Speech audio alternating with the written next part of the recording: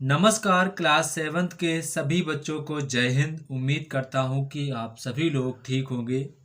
तो बच्चों आज हम लोग अभ्यास 4.4 को स्टार्ट करेंगे। तो अगर बच्चों आप लोग वीडियो पर नए हैं तो वीडियो को लाइक, सब्सक्राइब एंड शेयर करना बिल्कुल ना भूलें। तो बच्चों आप सभी लोग नए पेज से डालेंगे अभ्यास 4.4, ठीक है। सभी बच्चे नए पेज से डालेंगे। बच्चों यहाँ पर आपका जो पहला क्वेश्चन है, श्याम अपने पिता से 25 वर्ष छोटा है। श्याम जो है अपने पिता से 25 वर्ष छोटा है। तो बच्चों क्या करूंगा, मैं श्याम की आयु मानता हूं। माना कि श्याम की वर्तमान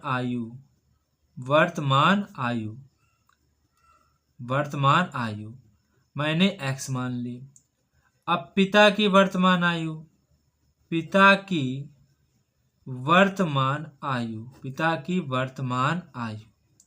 अब क्वेश्चन में आपसे बोल रहा है कि जो श्याम है अपने पिता से 25 वर्ष छोटा है। तो अगर हम पिता की आयु में 25 वर्ष जोड़ दें, जो आपका श्याम है वो अपने पिता से 25 वर्ष छोटा हो जाएगा। तो यहाँ तक आपको कोई भी दिक्कत नहीं हुई होगी, ठीक है। तो यहाँ तक कोई दिक्कत, इनकी आपने वर्तमान आयु मान ली। अब आपसे कह रहे हैं कि 10 वर्ष पूर्व पिता की जो उम्र है वो श्याम की उम्र की 6 गुनी हो जाती है। तो 10 वर्ष पूर्व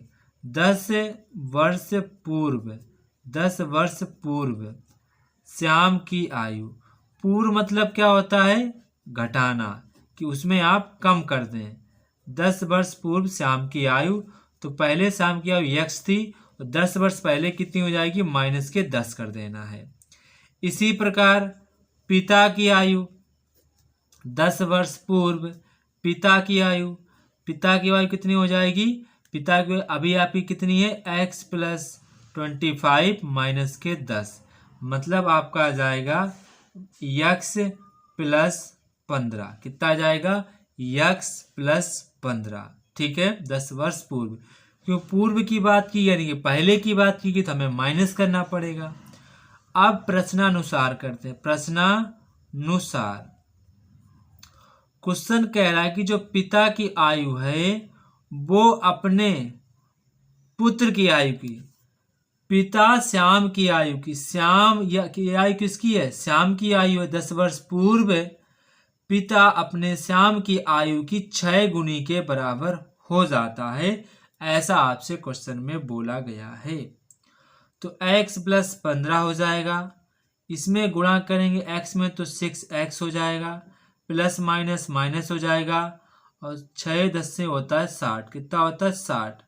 अब आपका x तो पहले से इधर लिखा है, जब ये इधर आएगा तो माइनस का हो जाएगा, और इधर आपका माइनस का 60 लिखा है, जब प्लस के 15 उधर जाएंगे तो माइनस के 15 हो जाएंगे। जब आप 6x में से x घटाएंगे तो आपके माइनस के 5x बचेंगे, क्योंकि माइनस का 6 बड़ा है तो उसी का साइन लगेगा। -60 और -15 आपके होते हैं -75। तो ये माइनस से माइनस आपका साइन कट जाएगा। अब जो 5 आपका गुणा में है वो आपका भाग में चला जाएगा। 5 × 5 और इधर आपका जाएगा 2 × 5 = 25। तो बच्चों x की वैल्यू आपकी कितनी आ जाएगी, 15। कितनी आ जाएगी, 15 आपकी x की वैल्यू आ जाएगी। तो कह रहे हैं कि श्याम की वर्तमान आयु क्या होगी। तो श्याम की वर्तमान आयु आपने क्या मानी थी, x मानी थी, तो x की वैल्यू कितनी आई है, 15। तो श्याम की वर्तमान आयु हो जाएगी 15 वर्ष। वहीं पर पूछी जाती पिता की वर्तमान आयु, तो 15 यहाँ पर रख देते, 15 + 25 कर देते, तो भी यहाँ पर आपका आंसर आ जाता 40 वर्ष। पिता की वर्तमान उम्र कितनी हो जाती, 40 वर्ष। तो यहाँ तक आपको कोई भी दिक्कत नहीं होना चाहिए, ठीक है। कोई भी आपको प्रॉब्लम इस क्वेश्चन में नहीं होगी, ठीक है। अब बच्चों आपका क्वेश्चन नंबर 2 है, माँ की उम्र जो है पिता की उम्र से 5 वर्ष कम है। जो माँ की उम्र है वो पिता की उम्र से 5 वर्ष कम है। 10 वर्ष पूर्व दोनों की उम्र का जो अनुपात है 5:6 था, तो माँ की वर्तमान आयु क्या होगी, ये आपसे क्वेश्चन में पूछा गया है। तो क्या करेंगे, सबसे पहले क्वेश्चन नंबर आपका 2 है। माना कि अगर बच्चों हमें पिता की उम्र पता चल जाए, उसमें से 5 वर्ष कम कर देंगे, आपकी माँ की आयु आ जाएगी। तो मैंने मान लिया, माना कि पिता की वर्तमान आयु मैंने क्या मान ली, x मान ली। तो माँ की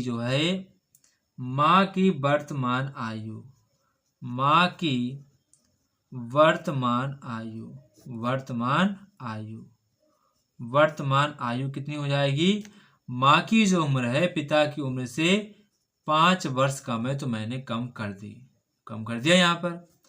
अब आपसे पूछा गया है 10 वर्ष पूर्व, तो 10 वर्ष पूर्व, 10 वर्ष पहले कुछ भी लिखो। 10 वर्ष पहले पिता की आयु, तो अभी आपकी आयु x है, तो 10 वर्ष आप 10 माइनस कर देंगे। इसी प्रकार 10 वर्ष पहले माँ की आयु, 10 वर्ष पहले माँ की आयु, तो x माइनस 5 माइनस 10 करेंगे। ये तो पहले माँ की आयु थी, अभी वर्तमान, और 10 वर्ष पहले करोगे 10 और माइनस कर दोगे, तो फाइनली आपका हो जाएगा x माइनस के 15। अब आपसे कह रहे 10 वर्ष पूर्व दोनों की उम्र की आयु का जो अनुपात है वो 5:6 है। कितना है, 5:6। 5:6, तो 5:6 करना पड़ेगा। इसका मतलब आपको क्या कह रहे हैं, यहाँ पर कह रहे हैं कि जो माँ की आयु है, माँ की आयु यहाँ पर लिखो 10 वर्ष पूर्व, 10 वर्ष पूर्व बटे 10 वर्ष पूर्व पिता की आयु, इसका आपको अनुपात दिया गया है 5:6। कितना दिया गया है, 5:6। तो 10 वर्ष पूर्व माँ की आयु कितनी थी, x माइनस के 15, और 10 वर्ष पूर्व पिता की आयु कितनी थी, x माइनस के 10, बराबर 5/6।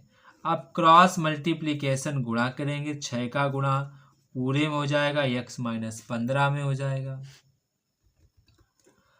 बराबर 5 का गुणा पूरे में हो जाएगा x माइनस 10 में। ठीक है, अब क्या करेंगे, इसका गुणा इसमें करेंगे, 6x हो जाएगा। 6 का गुणा माइनस 15 में करेंगे तो 15 छक्का आपका 90 होता है, बराबर 5 का गुणा x करें तो 5x हो जाएगा। 5 धम 50 आपका माइनस का 50 हो जाएगा। तो यहाँ तक आपको कोई भी दिक्कत नहीं होनी चाहिए। इसके बाद ये आपका 6x लिखा है, 5x इधर आएंगे तो आपके माइनस के हो जाएंगे, बराबर इधर आपका माइनस का 50 लिखा है, जब माइनस के 90 उधर जाएंगे तो प्लस के 90 हो जाएंगे। जब आप 6x में से 5x घटाएंगे तो आपके केवल और केवल x बचेगा, और जब 90 में से 50 घटाएंगे तो आपके 40 बचेगा। तो बच्चों यहाँ पर आपकी जो x की वैल्यू है वो 40 आ गई। कितनी आ गई, 40 आपके सामने वैल्यू निकल के आ गई। अब आपसे पूछा गया माँ की वर्तमान आयु, तो आपने माँ की वर्तमान आयु कितनी मानी थी, माँ की वर्तमान आयु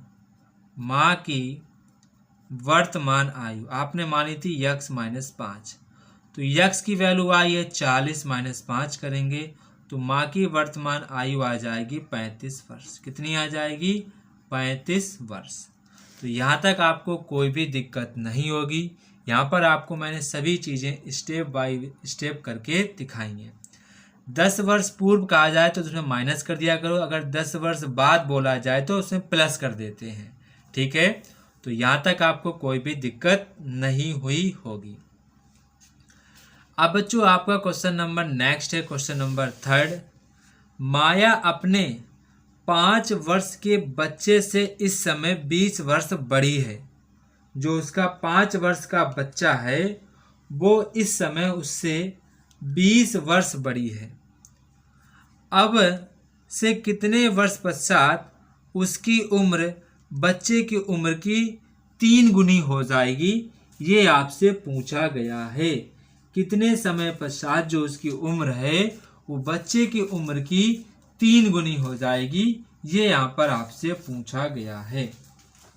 ठीक है, तो बच्चों मैं क्या करूँगा, मैं यहाँ पर माया की उम्र को मान लूँगा। मैं क्या करूँगा, माया की जो उम्र है वो मानूंगा। तो क्वेश्चन नंबर आपका ये थर्ड। ठीक है, बोल रहे हैं कि 5 वर्ष का इस समय उनका बच्चा है। ठीक है, तो पहले हम लिख लेते हैं बच्चे की वर्तमान आयु। बच्चे की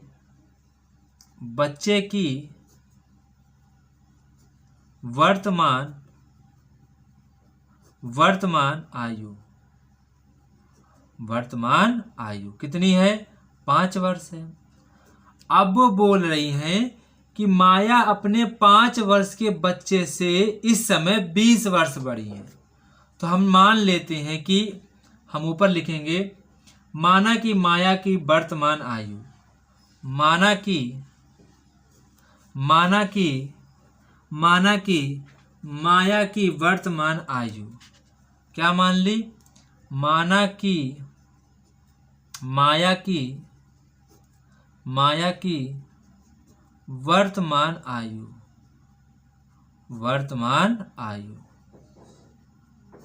तो मैंने मान ली x+20। कितनी मान ली, x+20, क्योंकि बोला गया है कि 20 वर्ष बड़ी है, तो मान लिया x+20। माया की कोई उम्र रही होगी x, उसमें मैंने 20 और जोड़ दिया तो x+20 हो गई।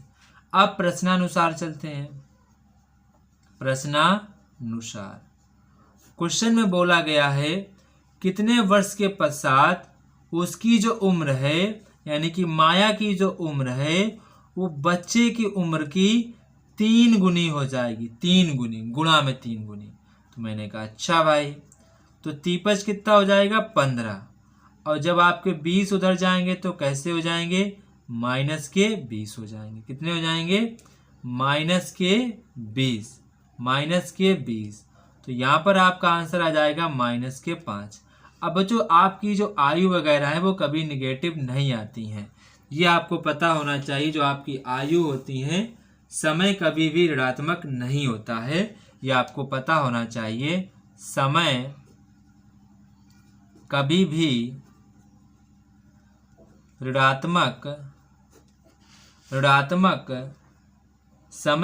भी ऋणात्मक नहीं होता है।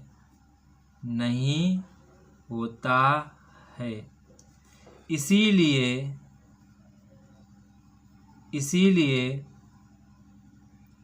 ऋण का चिन्ह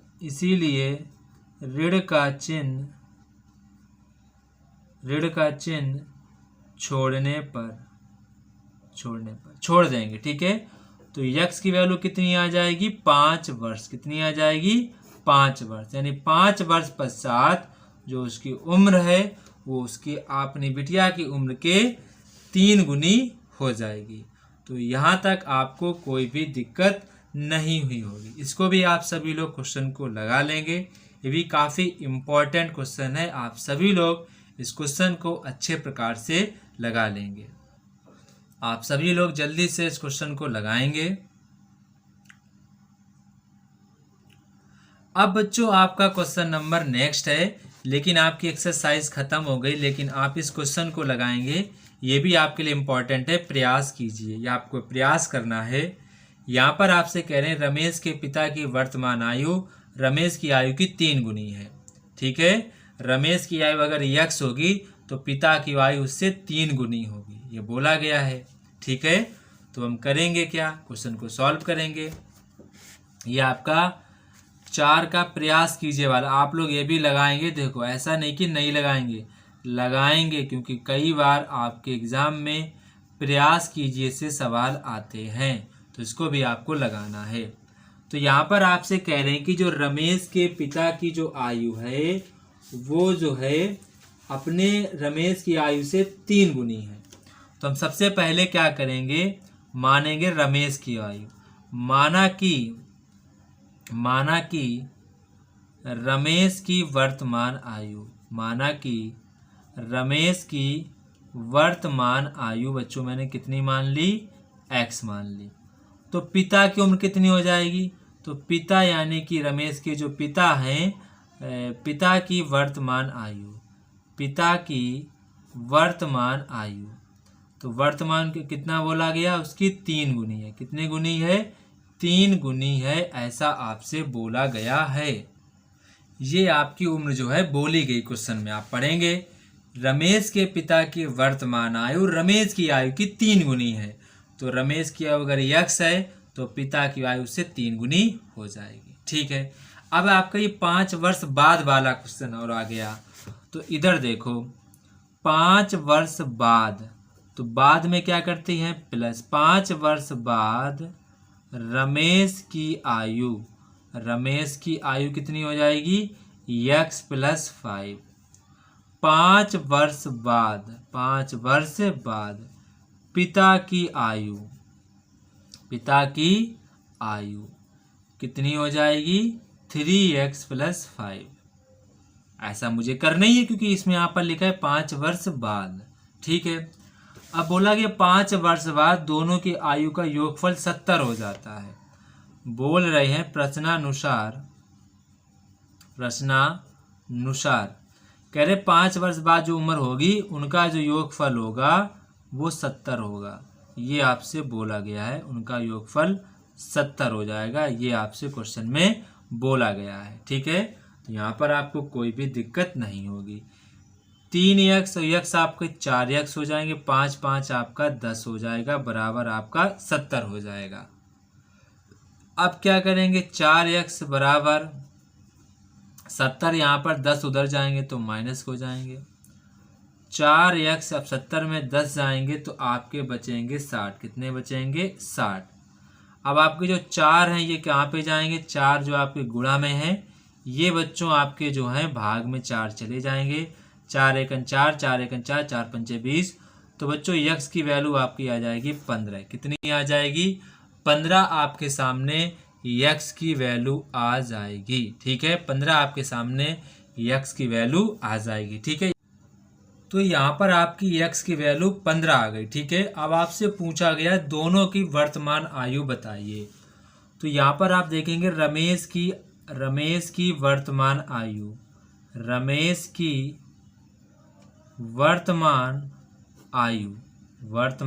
आयु आपने क्या मानी थी, x की वैल्यू कितनी आई है, 15, तो 15 वर्ष हो जाएगी। इसके बाद पिता की वर्तमान आयु आपने कितनी मानी थी, 3x, तो 3 में आप 3 लिखेंगे, x की जगह 15 लिखेंगे और 15 3 45 आपकी 45 वर्ष आपकी पिता की आयु निकल के आ जाएगी। तो आप सभी लोग इतना जल्दी से नोट कर लेंगे। ठीक है, यहाँ पर आपको कोई भी दिक्कत नहीं होनी चाहिए। अब बच्चों आपका क्वेश्चन नंबर नेक्स्ट है, question number 2। Very important question है और ये क्वेश्चन आपके वार्षिक परीक्षा में पूछा भी जा चुका है, तो इसको आपको अच्छे प्रकार से समझना है। सुरेश ने अपनी संपत्ति का 1/3 भाग अपने पुत्र को और 1/3 भाग अपनी पुत्री को, शेष अपने पत्नी को दे दिया। यदि पत्नी के पास कुल इतने रुपए हैं तो रमेश के पास कुल कितनी संपत्ति थी, वो यहाँ पर आपको बताना है कि रमेश चाचा के पास कुल कितनी संपत्ति थी। सुरेश चाचा है, रमेश नहीं, सुरेश चाचा जी हमारे हैं। तो बच्चों मैंने आप क्वेश्चन नंबर 2 है इसको समझेंगे। तो बच्चों मैंने माना कि सुरेश के पास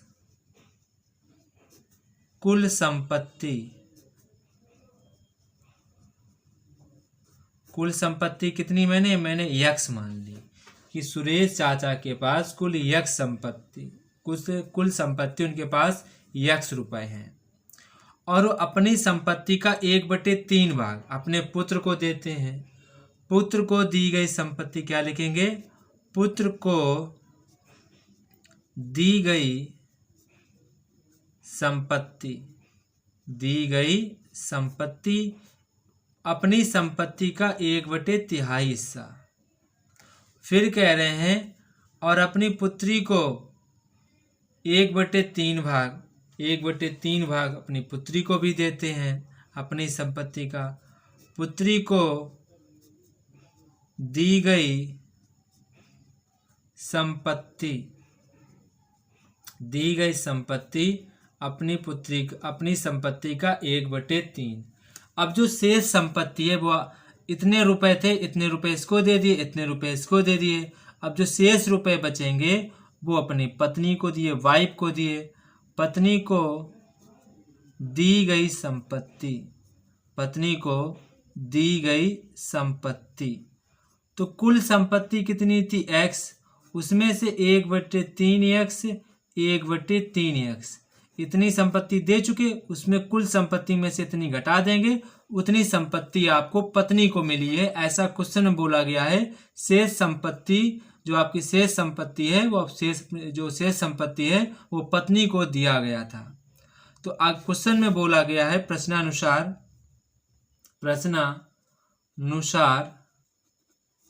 क्वेश्चन में बोला गया है कि जो पत्नी को संपत्ति मिली थी वो इतनी मिली थी, आपके अकॉर्डिंग तो इतनी ही मिली थी, लेकिन क्वेश्चन में बोला गया पत्नी को संपत्ति मिली थी 5600।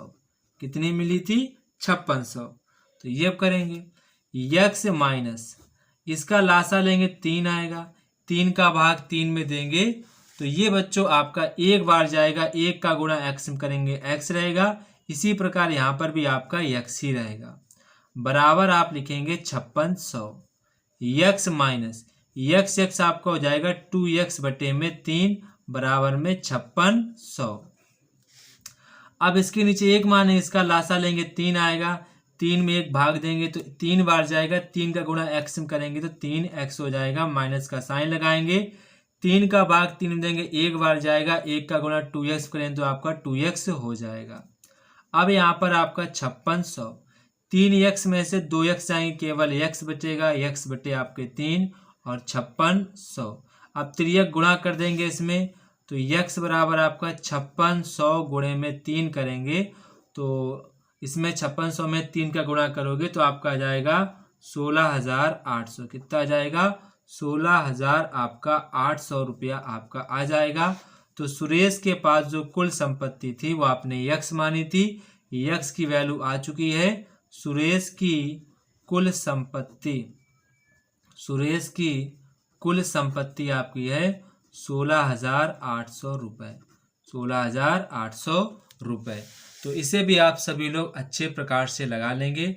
ये भी बच्चों क्वेश्चंस आपके एग्जाम के लिए काफ़ी ज़्यादा इम्पोर्टेंट है और ये क्वेश्चन आपके एग्जाम में पूछा भी जा चुका है। तो जय हिंद बच्चों, फिर मिलते हैं अपने नेक्स्ट वीडियो पर। तब तक कि आप सभी बच्चों को जय हिंद। अगर आपका कोई डाउट है तो आप मुझसे कमेंट बॉक्स में कमेंट करके पूछ सकते हैं।